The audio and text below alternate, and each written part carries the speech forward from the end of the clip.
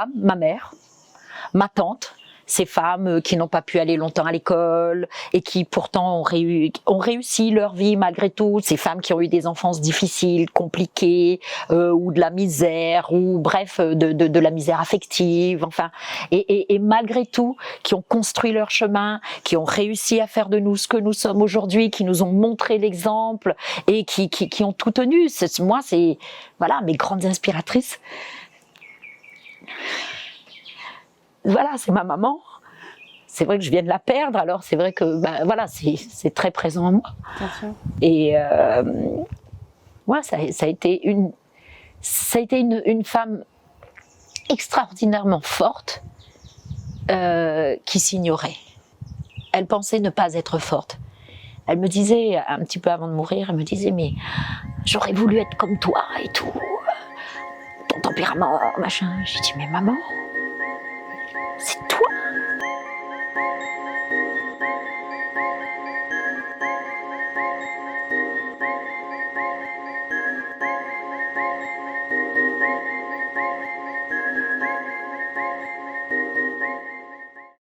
Marie-Claude et Catherine nous ont accueillis dans un cadre idyllique, senteur vanille, dans un magnifique lodge. Là, on va accueillir Rokhaya pour notre prochaine interview. Bienvenue dans le monde de Rokhaya. Rokhaya, Oui. tu es une animatrice, présentatrice de plusieurs émissions télé très populaires, comme L'amour les doux, Dis-moi tout, et j'en passe. Tu es aussi une comédienne, auteure d'un très beau livre, Cancer, chimio, champagne. À ton tour maintenant, dis-nous tout. Quelle est ta plus grande source de motivation pour mener tous ces projets et malgré les difficultés que tu as pu connaître dans ta vie? C'est une très bonne question, parce qu'en fait, je ne sais pas. Non, l'envie de continuer à chaque fois, l'envie de faire. Et puis, je suis quelqu'un dans la vie, je ne me laisse pas abattre. Je suis comme tout le monde, hein, j'ai des qualités, des défauts, j'ai des petits coups de mou aussi. Mais dans mon petit coup de mou de 1 minute, là, après là, il saute, là, il lève, il dit non. On continue. Et donc ma motivation, c'est ça, parce que j'aime la vie, je suis une épicurienne, j'aime les gens, j'ai envie d'avancer, il y a des moments où j'ai envie de me poser, mais toujours continuer, toujours aller de l'avant, même si c'est pas pour faire des choses incroyables, extraordinaires ou quoi ou qu'est-ce, ne jamais se laisser abattre. Bon, j'espère qu'il m'arrivera pas la même chose que Kennedy, parce qu'il paraît qu'il avait dit ça juste avant de mourir. Voilà. Non, mais vraiment, toujours continuer, quoi qu'il arrive, quoi qu'il puisse se passer, ne pas se laisser abattre. Je pense que c'est une de mes grandes forces, la force, le tempérament, qui me permet, la vitalité, qui me permet de tenir à des projets et de faire des choses, même si c'est que des choses perso, si c'est pas des choses professionnelles, voilà. Mais toujours avoir quelque chose qui me maintienne. En fait, je dis ça, mais je réfléchis même pas à la question, parce que je sais pas, c'est naturel, quoi. C'est L'envie de vivre. oui, non, je me pose pas la question, j'y vais. D'accord. Obélix un peu, on fonce dans le tas. On fait un petit zoom sur ton enfance. Alors, quel genre de petite fille étais-tu? Certains diront que j'étais assez turbulente. J'étais très rêveuse. Et j'avais, comme beaucoup d'enfants, j'avais mon petit monde imaginaire, je m'imaginais plein de choses, je faisais tout le temps des pièces de théâtre, des scènes de théâtre, je me projetais dans les choses, que ce soit les films, les livres, etc. Je m'identifiais beaucoup à tout ça, et puis j'imaginais, et je me disais, tiens, un jour je ferai ça, un jour j'aimerais faire comme ci, un jour j'aimerais faire comme ça. Et très, très curieuse. J'étais très, très, très curieuse, je lisais de tout. Ça pouvait partir de nos livres d'école, des livres que maman achetait à la librairie, comme tous les contes connus, hein, Le vilain petit canard, auquel je me suis longtemps identifiée. La comtesse de Ségur, là je parle vraiment petite, la comtesse de Ségur, Alice Roy, détective, Fantomette, tout ça c'était mes premières héroïnes, ça je me dis j'aimerais être comme elle, et ça a développé chez moi un sens de la justice. Ma mère, elle me disait que et depuis petite jusqu'à adolescente et même après, quand on lui demandait ce qu'elle pensait de moi, comment elle me qualifierait, elle me disait que j'étais un volcan. Un volcan. Justement, c'était ma prochaine question. Si justement tes parents devaient te décrire en seulement 3 mots, décrire cette petite fille que tu étais à l'époque? Volcan. Bon, mon père, j'ai pas été élevée par mon père, j'ai été élevée par le mari de ma mère que je considère comme mon père. Malheureusement, il est parti trop tôt. Je sais pas ce qu'il pensait de moi. Je sais pas, mais oui, volcan. J'ai une amie au lycée quand elle m'a décrite, parce qu'à l'époque on voulait aller faire jeune fille au pair en Angleterre ou ailleurs, et donc il fallait avoir la lettre de motivation et puis les lettres de témoignage des uns et des autres. Et Sabine Coudasso, elle avait mis Rokhaya, 3 mots: énergie, énergie, énergie. Donc voilà. Et petite, qui était ton modèle? Oh, plein de gens. Alors petite, c'est souvent ce qu'on regarde à la télé.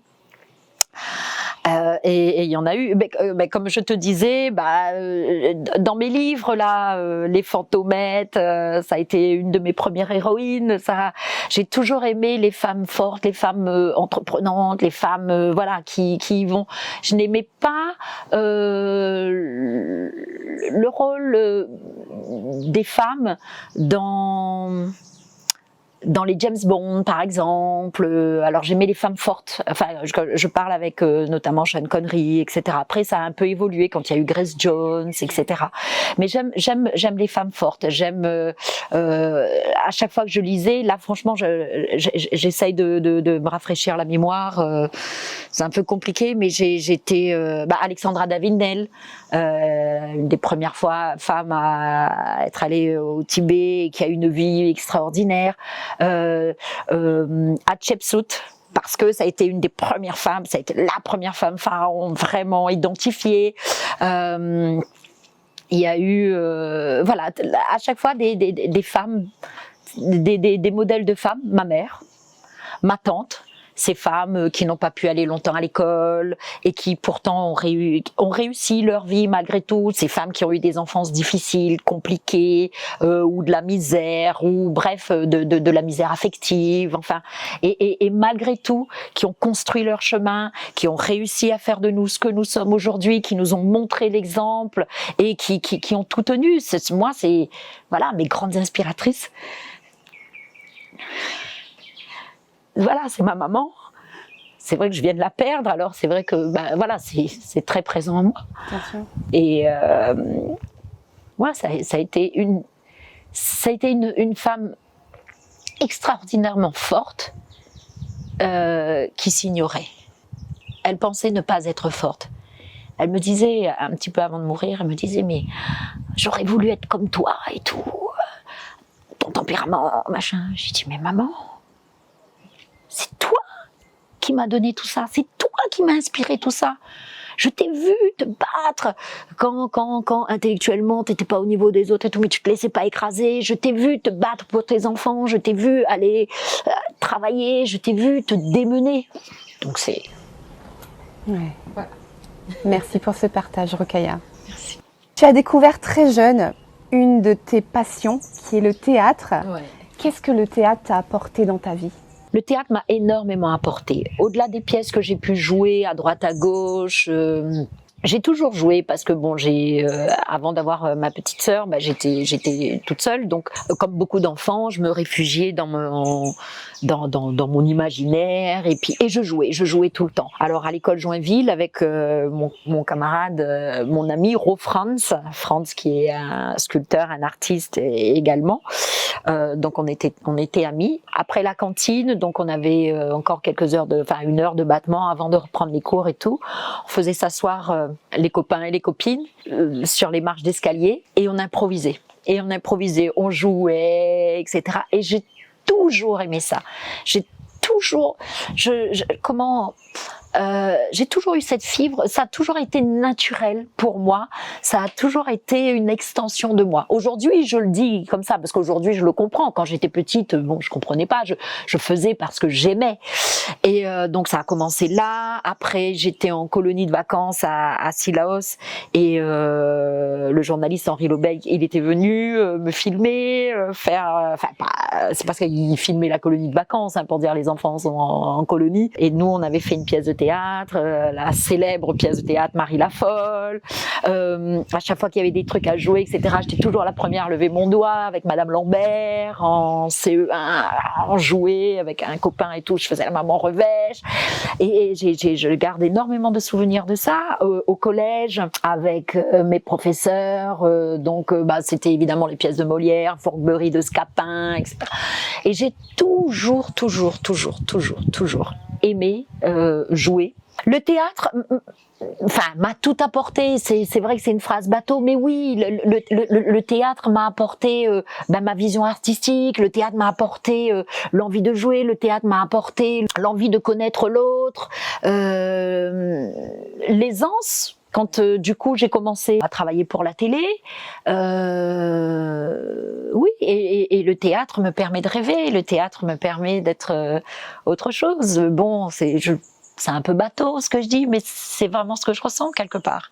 Et le théâtre t'a permis aussi de oser, parce que j'ai appris qu'à 11 ans, tu as écrit à Louis de Funès parce que tu voulais jouer à ses côtés. Mais oui, c'est vrai. Mais oui. Alors, c'était mon acteur, un de mes acteurs préférés. Oui, quasiment mon acteur préféré. Et j'étais tellement admirative. Et là, justement, je m'intéressais, je commençais à faire plein de pièces, etc., etc. Donc, je lui ai écrit ma lettre et tout. Ma fille m'a jamais gagné une réponse animée. Mais justement, est-ce qu'aujourd'hui, tu peux dire que tu as réalisé ton rêve parce que tu es comédienne? Absolument. Ok, tu n'as pas joué à ses côtés, mais... Oui.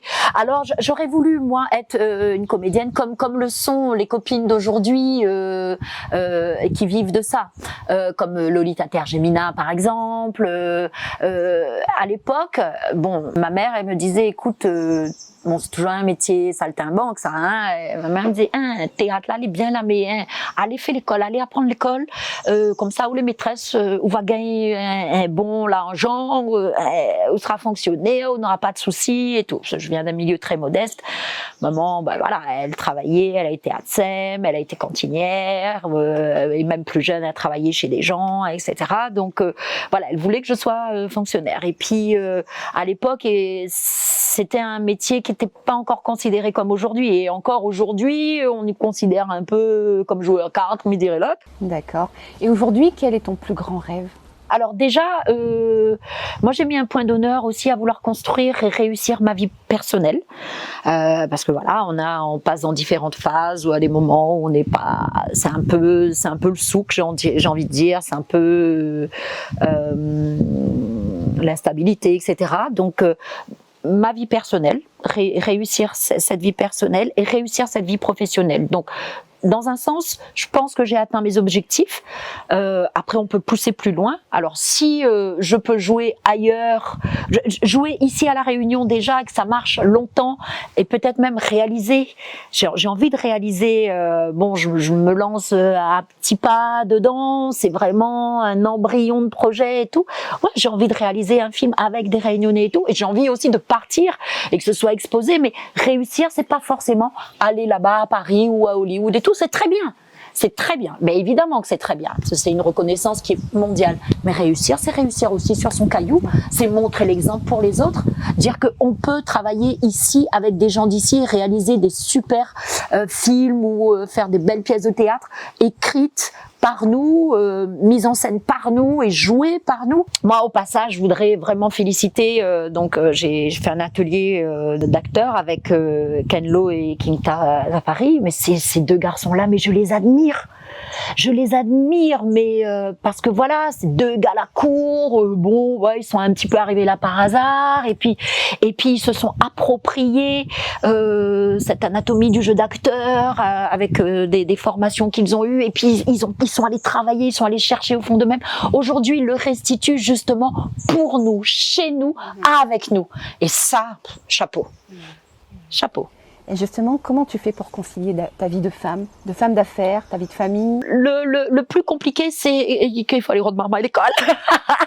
Mais franchement, franchement, ça n'est pas si compliqué que ça. C'est juste jongler, voilà, avec les horaires. Bon, après les enfants grandissent, mais c'est vrai que quand il était petit, c'était mon gros stress, notamment quand je travaillais sur l'amour, les doux et tout, parce qu'on a des horaires, des amplitudes horaires, mais assez grandes, voire très grandes et intenses. Et c'était mon stress. Mon stress, c'était mon Dieu, comment faire pour aller chercher mon marmaille à l'école. Elle a toujours appelé une copine. Enfin, voilà, ça a été mon stress. Mais sinon, non. Moi, j'ai un mari qui est aussi artiste. Il est musicien. Voilà, il doit faire des concerts à droite à gauche. Il doit chanter. Il doit même partir parce que bon, il était guitariste de Yannick Noah avant. Voilà, faire une tournée et tout. Bon, on vit, on est, j'ai envie de dire, artistes tous les deux, donc on comprend quoi, voilà, qu'il faille s'adonner à sa passion, à son métier, lui qui est musicien par exemple. Quoi. D'accord. Tu es aussi une femme sportive. Non, je fuis. La guerre. Non, il faut que je reprenne. Non, il faut que je reprenne. Non, la question qui tue. En tout cas, tu as fait des sports de combat très jeune. Oui. Tu as fait du volleyball. Qu'est-ce que le sport t'a apporté dans ta vie? Moi, le sport, c'était... à chaque fois que tu vas me poser une question, je vais te dire ça compte tout pour moi, ça m'a tout apporté. Et c'est vrai, parce que je vis tout intensément, tout avec passion. Même si je fais 6 mois, alors j'ai fait 6 mois de boxe thaï, et j'ai adoré mon 6 mois de boxe thaï. J'ai fait quelques mois de Wing Chun, j'ai adoré mon Wing Chun. Et puis le volleyball, c'était une passion. Je me souviens, j'étais encore à Antenne à l'époque quand je faisais la météo, et puis on avait les entraînements après la météo, etc. Donc j'étais vachement bien habillée en haut, une petite veste et tout, et puis j'avais déjà mon cyclisme et mes genouillères. Chez les gars, vous me filmez que là et tout, donc je faisais la météo, emballé, c'est pesé, puis je fonçais. J'ai vraiment aimé, j'ai vraiment beaucoup aimé cette période-là. J'ai beaucoup aimé parce que bon, il y avait le sport en lui-même que j'aimais. Je trouve que c'est un joli sport. Et puis il y a la camaraderie qui est superbe. J'ai fait aussi juste avant d'avoir mon cancer, du coup j'avais arrêté le volleyball parce qu'à un moment donné, il gagne plus trop sauter avec l'âge, avec les articulations qui prennent quand même un peu le choc. J'avais commencé aussi le tennis. Et puis bon, après effectivement il y a eu la période cancer et tout, donc oui, non, là voilà, là je suis en recherche de faire un sport qui pour moi n'est pas un sport, c'est-à-dire que c'est vraiment du plaisir. Donc moi quand je faisais du volleyball, c'était pas du sport. C'était du plaisir, je voulais faire ça. Après j'ai repris, l'année dernière on a fait avec Gaël Grimaud, donc le champion de boxe de MMA. Gaël Grimaud nous avait pris tout ensemble avec quelques copines, Lolita, Yael, Katiana, tout ça. Et il nous a amené un certain résultat. Après bon, on vit tous en ce moment une période assez particulière avec cette histoire de Covid, etc. Donc après compliqué de se voir, mais je ne désespère pas. Et voilà, je cherche le sport ou de combat ou pas, le truc qui me ferait vibrer comme m'a pu le faire le volleyball. C'est-à-dire que le volleyball pour moi c'était pas du sport, c'était vraiment une passion, c'était vraiment du plaisir. C'était voilà, il fallait que je le fasse. Là, j'avais soif de ça, il fallait que je le fasse. Voilà. Pour réaliser ces projets, ces rêves, on fait souvent des choix, des sacrifices. Quel a été l'un des plus gros sacrifices que toi tu as dû faire pour en arriver là où tu es aujourd'hui? J'ai pas eu l'impression d'avoir fait des sacrifices. Des choix. J'ai fait sans doute des choix. Oui, j'ai dû, mais non, je n'ai pas sacrifié. Non, parce que j'ai toujours eu l'impression de pouvoir mener plusieurs choses de front, donc et de concilier, d'essayer d'équilibrer, de concilier pour que justement, si je dois faire mon métier d'animatrice, je puisse faire toujours mon sport. Si je dois faire ma pièce de théâtre, que je puisse quand même continuer à travailler, que ça m'empêche pas de travailler. Voilà, c'est plutôt cet exercice, voilà, de concilier le tout, de pouvoir jongler pour pouvoir justement être satisfaite et faire tout et pas justement sacrifier un truc ou l'autre. Après évidemment il a dû des fois voilà s'il y avait une pièce à jouer ou du théâtre ou ça m'est arrivé dernièrement que je pouvais pas parce que il y avait le travail et que c'était quand même la priorité mais c'était de façon sporadique et pas ouais non ça m'a pas ouais non j'ai pas l'impression. Alors je réfléchirai et si je trouve je te dis. J'ai vraiment pas l'impression. Ouais. Qu'est-ce qu'une personne ne t'enlèvera jamais, Rokhaya? Ma foi, moi. Lorsque les choses vont mal et que tu as envie d'abandonner, qu'est-ce que tu fais? Ah, qu'est-ce que je fais? Je mange. Je mange. Je bois un bon verre. Et c'est reparti. Et c'est reparti et je trouve la force, et même sans passer par le manger ou boire, oui j'ai des coups de mou, oui voilà je peux m'asseoir un moment donné, me dire purée, fêche, où je suis pas bien, où je le moral un peu en berne et tout, mais chez moi ça dure jamais vraiment longtemps, parce que je ne peux pas, je ne peux pas.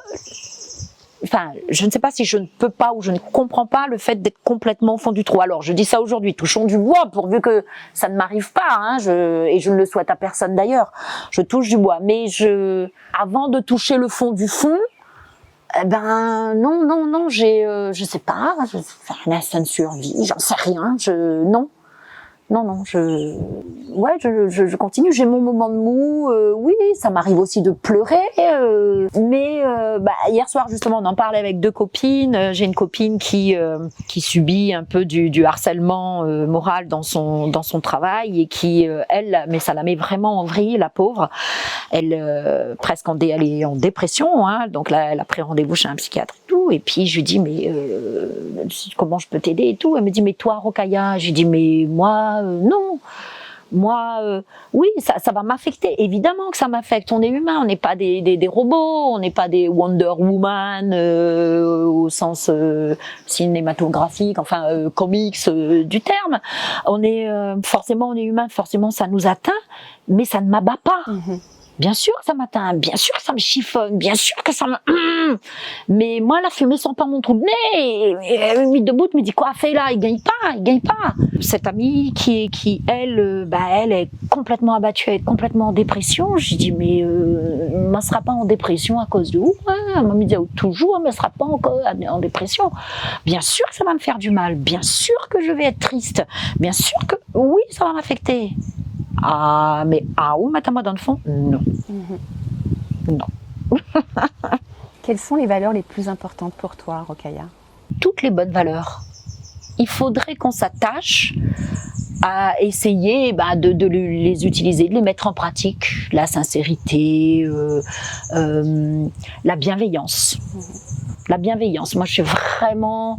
la bienveillance, l'écoute, parce que souvent on a tendance à parler, à s'épancher, à raconter tout, tatati tatata.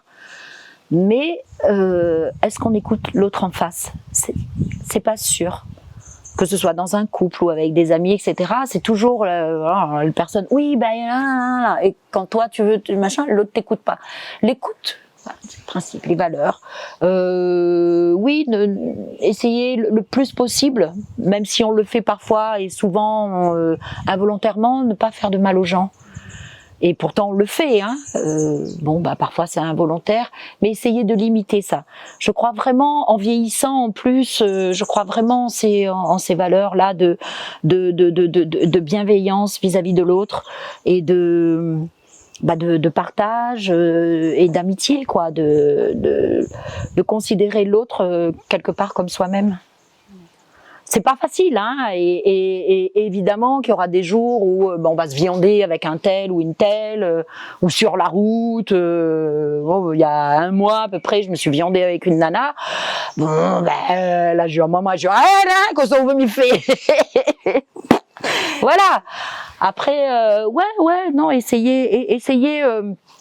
Je suis pas la première à le dire. C'est pas creux ce que je dis parce que j'y crois vraiment.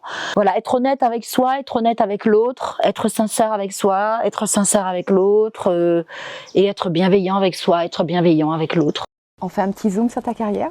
Si je te dis Savannah. Ah, Savannah, bien peu l'ont vu. Tu nous racontes tes débuts? Alors, mes débuts, c'est le théâtre, toujours. Donc, je faisais du théâtre et puis j'étais avec Gérald Coupama et puis à chaque fois, quand c'était les vacances, où je travaillais, pour avoir un petit peu de thunes et pour pas embêter ma mère qui n'en avait pas de toute façon, il fallait que je fasse quelque chose, quoi, que j'aille sur une pièce de théâtre et tout. Et un jour, je croise Gérald Coupama et puis Gérald, si vous connaissez une pièce, une affaire comme ça, dis-moi, appelle-moi. Il me dit, vous connaissez Stéphane Janssen? Non, il me dit, oui, pourquoi? Oui, j'ai entendu parler et tout. Parce qu'elle y rôde un monde pour faire de micro-trottoirs. J'ai dit, ah bon? Bon. Je vais voir la Stéphane Janssen en question. Et puis elle me dit non, en fait, c'est pas pour faire un micro-trottoir. Et à l'époque, en fait, j'étais je travaillais parce que pendant les vacances, je travaillais pour avoir ma thune. Je passais par des boîtes d'intérim. Éco à l'époque et en même temps je faisais mes études et en même temps je travaillais en tant qu'intérimaire et j'avais atterri à Antenne à l'époque en tant que standardiste. Et Stéphane me dit oui, je cherche quelqu'un pour faire des micro-trottoirs. Et elle travaillait à la Sampa et tout à l'époque. Elle me dit je cherche quelqu'un pour faire des micro-trottoirs et tout. Donc moi j'arrive, je dis moi je veux bien et tout. Elle me dit écoute, voilà le nom du réalisateur. Et en fait c'était pas du tout pour faire des micro-trottoirs, c'était pour présenter cette émission de sport extrême. Et le réalisateur qui était un journaliste à l'époque de Visu, enfin il a été journaliste un peu partout et en dernier, enfin quand moi je l'ai connu il était à Visu, et il s'appelle Yves Guillereau. Et Yves il cherchait deux nénettes pour présenter cette émission de sport extrême, une blonde et une brune, une bouteille de lait, une bouteille Coca. Et du coup, je l'ai fait avec ôtez le nom la petite fille échappe à moi, Isabelle. Donc je vais rencontrer Yves et évidemment j'arrive, je suis en retard, donc j'arrive en mode boulet de canon dans son bureau. Et lui il avait déjà cassé plusieurs nénettes, mais bon je sais pas, il trouvait pas, ça le faisait pas, je sais pas pourquoi. Et quand je suis arrivée en boulet de canon comme ça, il m'a dit c'est elle. Rien qu'avec l'allure, le machin, et j'étais à la bourre, je me suis excusée et tout. Puis on a beaucoup discuté et donc du coup on a fait cette émission là et cette émission là c'était pour RFO à l'époque. Et du coup c'est passé, j'avais jamais mis mes pieds à RFO puisque c'était en coproduction, donc on avait tourné ça à l'extérieur et tout, et il y avait un journaliste de RFO qui faisait le cadrage pour nous et donc l'émission est passée un peu inaperçue parce que c'est passé en décembre, bref machin. Et du coup, je me souviens bien, j'étais au standard Antenne et là je vois le réalisateur Éric Olivier qui déboule. Tu m'as pas dit que tu fais de la télé? Je dis, non, je fais pas de télé. Si, tu fais de la télé. Alors tu fais de la télé? Je dis, non, on m'a appelé, j'ai fait, je suis allée dedans, j'ai fait, voilà. Bon, ça tombe bien. Parce que nous, à partir de je sais plus quand, on va étendre nos heures de diffusion. Donc, avant, Antenne, au tout début, c'était du lundi au vendredi, je crois. Enfin, voilà, ils avaient 3 heures de diffusion sur le même créneau canal, etc. Donc, on va étendre. Donc, Sébastien Follin fait la météo du lundi au vendredi et toi tu feras le week-end. Je dis oui. Et c'est comme ça que j'ai mis mon pied dans l'univers de la télé. Alors, ma première émission c'est sur RFO. Et comme j'étais intérimaire chez Antenne, du coup j'ai commencé la météo chez eux et puis après je suis partie là où je suis aujourd'hui, où je suis très bien. Et justement, tu es une présentatrice reconnue sur l'île. Qu'est-ce que tu aurais voulu connaître avant de commencer dans le métier? C'est vrai que j'ai appris sur le tas, donc je le montrais pas forcément et tout, mais j'avais énormément de lacunes. Je me connais pas, mais elle m'a pas fait moi tout ça là. Elle m'y arrive dans mon micro, me dit alors allez dedans. Donc c'est vrai, un minimum de formation avant, parce qu'après voilà, moi j'ai fait des études d'anglo-américain et des études d'histoire, rien à voir. Donc c'est pour ça que je dis que le théâtre, le fait de jouer et tout, donc ça m'a apporté cette aisance, ça m'a apporté ce côté où voilà qui me permet communiquer, avec les uns et les autres. Oui, au début, j'aurais voulu avoir effectivement les outils de base qu'on a appris un petit peu après. On a eu des formations après, mais c'est vrai que quand j'ai débuté dans le métier, ça a été en mode autogestion, quoi. Voilà, quoi. Et quelle valeur ton métier t'a appris? La rigueur. T'es peut-être pas assez rigoureuse au début, je pense, mais oui, la rigueur. Et en tant que femme, est-ce que tu as eu du mal à t'imposer dans ce milieu? Non. Enfin, moi, j'ai pas senti ça comme ça. Après, j'ai toujours été une grande gueule, j'ai toujours été un peu obélix aussi, donc ouais, non, moi, j'ai frayé les hommes un peu, je crois, plutôt. Je crois, ouais, je crois. Suite à ton cancer du sein, tu as écrit un livre intitulé Cancer, chimio, champagne. Donc c'est une grosse épreuve dans la vie d'une femme que tu as vécue, tant pour sa famille, son couple. Qu'est-ce que cette épreuve t'a appris? Que la vie est courte, qu'elle peut basculer. Parce qu'on le dit tout le temps, quand on discute avec les gens, on le dit tout le temps, oh la vie est courte. Non mais là on se rend compte vraiment que la vie peut être très courte et que ça peut effectivement basculer du jour au lendemain. Et ça m'a confortée dans l'idée que quand les gens sont bienveillants, quand on te donne de l'amour, tu peux aller sur Mars, tu peux aller sur Pluton, tu peux tout démonter, tout faire. L'amour, ça te donne une puissance, mais the puissance. Parce que moi, mon cancer, bon, il y a le coup de bambou, là, quand on apprend la nouvelle, etc. Et après, moi, j'ai eu une chaîne d'amis, mais voilà, tout de suite qui s'est tissée comme ça autour de moi. Et moi, j'ai fait la fête pendant mes séances de chimio. C'est pour ça que j'ai écrit le livre, parce que j'ai dit, écoutez, on peut le vivre comme ça. Chacun choisit. Si toi, tu préfères te renfermer sur toi, être tout seul, qu'on t'embête pas, etc., il n'y a pas de souci. Moi, je me souviendrai toujours, j'étais avec ma copine Christine, on arrive aux orchidées pour que l'infirmière me donne mon protocole de chimio, et je regarde dans les chambres, je regarde dans les box, ils appellent ça des box, puis je vois des petits madames, des petits monsieur, des petites madames tout seuls et tout. Je dis, moi, je vis pas ça comme ça. Hein. Après, je respecte. Eux, ils ont besoin sans doute de se recentrer sur eux-mêmes, etc., etc. Je dis, moi, non. Et ma première chimio, il y avait mon mari, Christine et Nathalie, deux amies, chefs d'entreprise, donc qui pouvaient se libérer. Elles sont venues comme ça. Et puis, on a passé toute la séance de chimio à bavarder, à rigoler, bref. Et j'avais qu'une hâte, c'était d'aller manger chez une autre copine, à son restaurant à l'époque, au port, là, chez Laetitia. J'avais hâte d'aller manger mon tartare de poisson, etc., etc., etc. Et puis après, j'ai regardé l'infirmière et j'ai demandé également à l'oncologue, Madame Grégé. J'ai dit, moi, la prochaine fois, je reviens avec mon mari, la guitare, les amis, et je viens avec l'apéro. Et elle a été extraordinaire, Madame Grégé, parce elle m'a permis de vivre mes séances de chimio comme je l'entendais. Et c'était, voilà, à chaque fois que j'avais chimio, je prenais les copines, pour voir qu'elle se libérait. En général, on essayait de mettre ça le mercredi pour que mes copines instites, etc. puissent venir. Et donc, quand les copines disaient, bon, mercredi, on fait quelque chose. Non, mercredi, on a chimio. Et donc, elles venaient, elles préparaient des petits cakes, des samoussas, machin. Il y avait aussi, je le dis, même si oui, il faut faire attention. Évidemment, on n'est pas teubé, on va faire attention. Il y avait de l'alcool. Il y avait de l'alcool. Bon, après, on était quand même dans le cadre d'un hôpital. Voilà, un petit peu. Très bien et tout. Ça avait été autorisé et c'est pour ça que ça s'appelle cancer, chimio, champagne. Parce que le champagne, c'est pas après, c'est pendant. Pendant le champagne, bon, je te montrerai. Dans mon livre, justement, j'ai mis un QR code où j'ai mis chez Rocailla, www.rocailla.com. Donc on peut aller cliquer dessus et voir les séances on me voit pas parce que c'est moi qui filme, mais on voit les séances, la musique. Ça crée un blog, justement.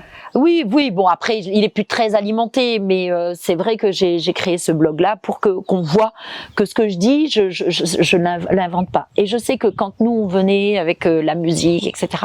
Eh bien, dans le service, ça s'en ressentait pendant 10, 15 jours. Voilà, il y avait un effet.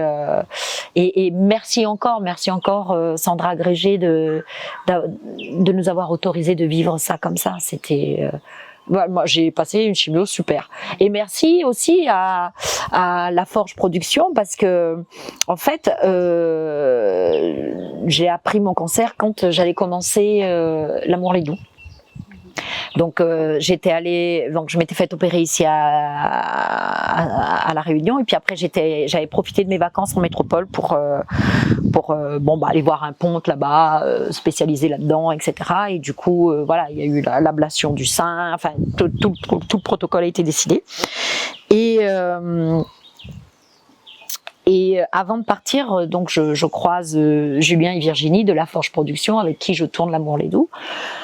Et je leur dis, écoutez, il m'arrive une tuile, il m'arrive ça. Je vais vous demander d'être discret, de ne rien dire à mon entreprise, de ne rien dire, parce que je veux tenter le coup. Je sais pas, je sais que je vais avoir des séances de chimio au moment où on va commencer à tourner. Je ne sais pas ce que ça fait, comment je vais le supporter, comment. Je vous demande juste de vous taire. Laissez-moi commencer.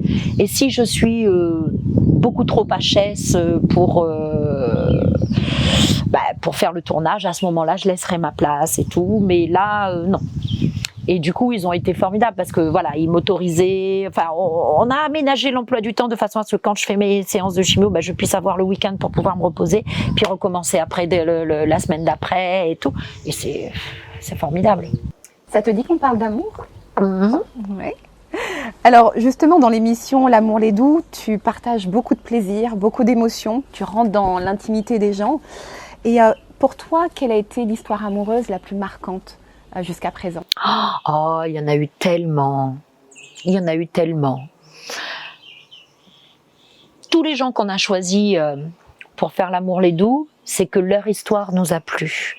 C'est que leur histoire était marquante, inspirante. Et leur amour très fort. Et après, ce sont les histoires perso, c'est-à-dire au-delà de leur amour, les histoires perso qui nous ont marqués. Ben moi, il y en a tellement. La première gagnante, Mardaille, avec Jackie, bon, qui a souffert des infidélités de son mari au début, pour ensuite être la femme que, malgré tout, elle a eu, avec qui il a eu ses enfants, et elle se marie avec. Cette histoire-là, ça a été la première. Le deuxième couple, Erika et Yabo, Loïc. Histoire extraordinaire également. Ils se connaissent depuis le collège et lui, il a vécu dans une misère noire. Il doit tout à sa femme et à ses parents. Les filles qui ont gagné la saison 8, Thierry et Sarah aussi. Thierry, qui commence à s'attacher à quelqu'un et quand il comprend que c'est un homme, il se dit putain, mais c'est quoi là, machin. Mais il l'aime. C'est magnifique. Voilà, tous les gens qui ont participé. Ça a été vraiment des belles histoires d'amour. Et si tu avais un conseil à partager avec les femmes de notre île, ça serait lequel? Waouh! En général. Être soi-même. Voilà. S'inspirer des autres. Bien sûr, s'inspirer des autres. Que les autres soient inspirants, etc. Mais finalement, trouve à vous-même. Comme dit Souka, connais à vous-même. Connais-toi toi-même. Et ça, connaître à vous-même. Et puis peut-être n'aura le champ des possibles. C'est vrai, c'est galvaudé, mais c'est tellement ça, c'est tellement vrai. Et s'aimer, c'est pas facile, hein. S'aimer. Ça, on apprend avec le temps, hein. Mais s'aimer et s'accepter, voilà, moi, comme ça, moi, elle n'est pas Naomi Campbell ou je sais pas qui. Bon. Et alors, moi, elle est Rokaya, et moi, elle est bien là où ça me lit. Est-ce que tu as une citation préférée, une leitmotiv? Alors, le gonivide, gonivide aussi parce que j'aime bien manger. Gonivide, ça c'est sûr, gonivide, il tient pas debout. Le pied de boisson, racine, évidemment. Et je ne sais plus exactement comment on dit, mais je crois que c'est du plus haut qu'on soit placé, on n'est jamais assis que sur son cul. Voilà. Sois ambitieux, mais te monte pas la tête, quoi. Voilà, c'est montagne. Donc va chercher ton ambition, mais n'aie pas le melon. Et justement, c'est une très belle transition pour mes 2 dernières questions. Quelle est ta propre définition de la femme ambitieuse ? Moi, l'ambition, chez moi, je pense que ça n'est pas négatif. Ça n'est pas négatif. Après, dans le fond, dans la forme, là, il peut y avoir, comme je te disais la dernière fois, il peut y avoir des connotations négatives. Parce que l'ambition, si c'est pour marche, écrase la gueule de camarade, etc., non. Non, l'ambition c'est, je dis n'importe quoi, il y a un rôle où il y a un programme à présenter et que toi tu te défonces pour aller chercher ce truc là parce que tu le veux, même si l'autre est plus pressenti et tout, ben l'autre il a qu'à faire mieux, d'accord ? Par contre, à armes égales, c'est-à-dire que tu lui fais pas un enfant dans le dos, tu le poignardes pas dans le dos. Mais par contre, tu te démènes pour aller chercher ton Graal ou voilà ce que tu veux. Tu te donnes les moyens sans être peau de vache, tout simplement. Et il faut de l'ambition.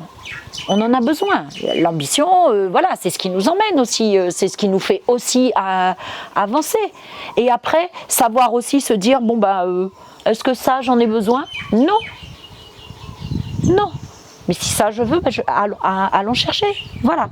Toujours dans le respect des uns et des autres, même si c'est pas facile, même si l'autre va croire toujours que oui, toi, elle a fait comme si, c'est une... Non, bref. Et non. Il faut avoir des ambitions. Et les ambitions, c'est pas forcément que dans le travail, c'est aussi dans sa vie perso, etc. Et comment devient-on la meilleure version de soi-même ? Alors, si celles qui peuvent le faire quand elles sont jeunes, tant mieux. Mais sincèrement, je pense que c'est le temps, l'âge, les expériences qui nous font lâcher prise, qui nous font nous remettre en question. Et qui nous font avancer. Et en même temps, voilà, en ce qui me concerne, je pense que oui, forcément c'est l'âge, quoi. Alors, et puis chacun aussi voit midi à sa porte, j'ai envie de te dire. Donc peut-être qu'une jeune fille de 20 ans, elle aura plus de maturité que moi quand j'avais 20 ans. Et donc elle aura avancé plus vite. Moi, il a fallu attendre toutes ces années pour me dire, oui, je suis, voilà, il y a des côtés que j'ai calmés, que j'ai arrondis, que j'ai avancé. Et quand on avance dans le temps, on comprend un petit peu mieux les choses. Sans prétention aucune, on comprend un petit peu mieux les choses. On met un petit peu plus facilement de l'eau dans son vin. On a moins cette jeunesse outrageante, conquérante, qui croit tout savoir, etc. Voilà. Donc le temps nous met une petite claque en disant allez, assieds-toi, allez, avance. Après on en reparle. Et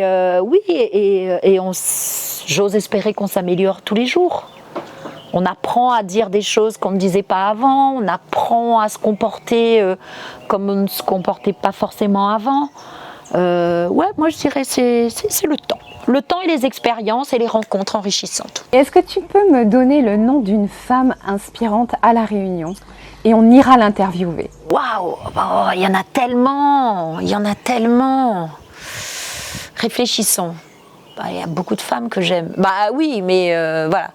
Moi, ce sont des femmes qui sont inspirantes, mais qui sont pas connues. Donc, voilà, ça reste des femmes inspirantes. Voilà, comme je disais, ma tante, ma deuxième maman, Mamie Robert. Mamie Robert, c'est une femme inspirante pour moi. Elle était infirmière anesthésiste. Mais voilà. Mais empreinte vraiment de tellement d'humanité, une femme qui a mené de front sa carrière, qui a élevé ses enfants, qui leur a inculqué des des valeurs, qui est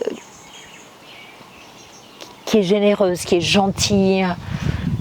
Et voilà, et qui est aussi artiste. Voilà, elle fait des petites choses, elle fait ses petits colliers, elle va chanter du classique, avant avec Tavan, aujourd'hui je suis plus avec qui. Oui, c'est une femme qui m'a énormément appris. Ma tante, bon, ma maman est plus là malheureusement. Ma tante, pareil, qui n'est pas forcément allée très loin à l'école, etc. Mais avec du tempérament, avec droiture et bienveillance également, et qui se démène toujours. Elle a 76 ans, mais elle fait pas ses 76 ans. Non, elle est extraordinaire. J'aime les femmes qui se battent pour d'autres femmes, comme les différentes dames qui s'occupent des organismes pour aider les femmes qui se font battre, qui sont dehors, etc. Toutes ces femmes qui œuvrent pour d'autres femmes. Une autre femme que j'admire également, c'est Danone Luchmi Dayan. Elle est extraordinaire. Ben voilà, si tu veux aller la voir, va la voir, parce que c'est quelqu'un que j'admire beaucoup. J'aime beaucoup son parcours, j'aime beaucoup son investissement dans son association là de prévention contre le suicide. Yael, c'est une copine. Voilà, elle est, je la trouve très très très inspirante aussi. Ces femmes aussi qui réussissent, chefs d'entreprise. J'ai une copine qui m'a beaucoup aidée pendant mon cancer et tout. En plus, elle est barreuse de feu, donc quand je faisais la radio, elle me soignait et tout. Christine Villard. Non, mais elles sont, voilà, j'aime toutes ces femmes. Marie-Danielle Merca, qui est mon éditrice. Toutes ces femmes, voilà, qui réussissent, qui ont des enfants, qui font machin, qui réussissent, non, c'est normal ce qu'elles font. C'est normal, et qu'on puisse le reconnaître, c'est encore mieux. J'aime énormément Sophie Gastrin. Bon, elle n'est pas là, mais tu peux faire en visio, hein. Et c'est une copine aussi, donc voilà. Non, mais j'aime, dès qu'il y a une femme qui fait quelque chose, regarde Marie-Claude, tout ce qu'elle arrive à tenir, etc. On va l'interviewer. Voilà, toutes ces femmes, voilà, qui arrivent, que ce soit chez elles ou en dehors, je pense que, tu vois, toutes les femmes sont inspirantes. Toutes les femmes sont inspirantes, même celles pour qui tu n'as pas forcément d'amitié, ou que tu n'admires pas forcément, mais qui fait son bonhomme de chemin, qui avance, tu vois. Toutes les femmes sont inspirantes, les plus proches de nous jusqu'aux plus éloignés. Comme je te dis, moi j'ai beaucoup admiré Alexandra Dindébinel, j'ai beaucoup admiré. Voilà, Hatshepsut, j'en rêvais. Dans les séries, des personnages de livres également. Tout ça, ce sont des sources d'inspiration, parce qu'on prend à droite, on prend à gauche, on dit super, ouais, super. Et des fois, on se reconnaît dans certains caractères, et on pioche, on dit ouais, d'accord, c'est bon, c'est super. Moi je veux faire comme elle. Moi j'admirais beaucoup Benazir Bhutto. J'aimais beaucoup elle. Je sais pas pourquoi. Je l'aimais bien dans ce monde-là. Il y en a plein. Et en plus, je me dis, c'est marrant parce que à l'époque, comme je dis, si un jour on m'interroge, je vais parler de ça, et puis le temps passe, et puis on oublie. Et toutes ces femmes ont été des inspirations. Ouais, toutes. Tu en es une aussi. Oh, c'est gentil. Je pensais pas, mais c'est gentil. Vraiment. Et en tout cas, je souhaitais te remercier, Rokhaya, pour ce privilège de m'avoir accordé ce temps d'échange avec toi.